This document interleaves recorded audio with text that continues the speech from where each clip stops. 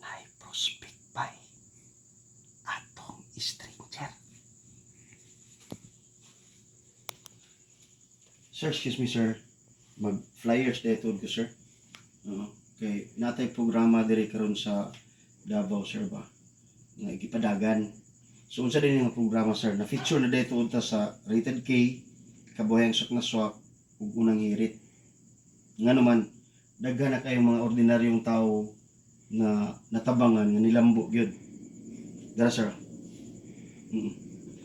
Ambot lang sir akong nakabantay baka ani niya sa una sa pag-feature ni Corina Sanchez sa Rated K. Naatoy one time nga gi-feature niya ordinaryong janitor lang pero na milyonaryo. Una-una ha. Sa panahon ba karon sir, ang kalisod grabe ba yun. Ambot lang ka sa imuha, murag hayahay mong kagitsura. Asa di ka connected karon sir? Barbero ko. Barbero. Sure, hayahay ano eh. Uy, kuya ko ng trabaho sa barbero. Pabuang-buang ka. Di ba? Pero sir, balik ko na ko sir ba? Na-feature diri sa una sa Rated K ni Corina Sanchez, usa ka ordinaryong janitor nga naman ning lambo siya. Ni siya ambot kung nakabantay ka ning episode. Kani si JR Colina sir, for almost 15 years siya, nagrabe gyud ning kamot bilang janitor. Pero ni asinso kay ang kinabuhi. Nga naman, na siya gibuhat o na siya negosyo nga nasudlan which is kaning First Vita Plus. Kadungog na kananasa. Nakagamit nung gani ko na, katilaw ko. Daan palagi ko.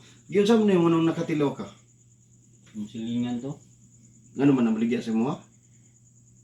Wala lang, ihatag lang to, ipatilaw ba? Pero posible mong silingan, wala na nakapadayon karon na undang. Mag-anag yun kay, nawala naman po to sila. So, muna siya rason sir, nga nung nagpahibalo minini, okay, kani nga programa sir, itudlo gyud ang mga pamaagi, giunsa sa janitor, nga nung ning lambo siya ni.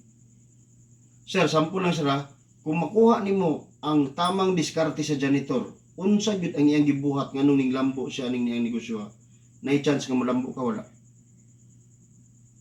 Anag yan. Muna'y goal na to. Muna'y goal na to, aning niya nga programa.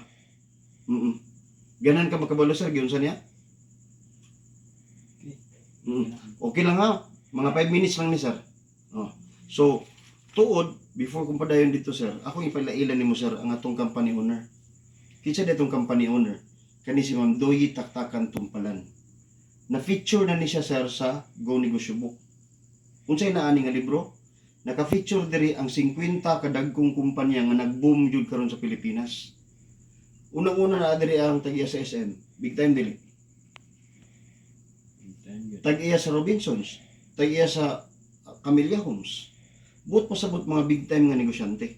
So dili basta-basta. Ang nakanindot sir, ang atong company owner na feature pud ani but pasabot klaro ang kumpanya. Kay daghan ba atang nadunggan sir nga networking. Nawala arag kalit. Networking ba ni sir ha? Posible man gud ipugkagan sa networking.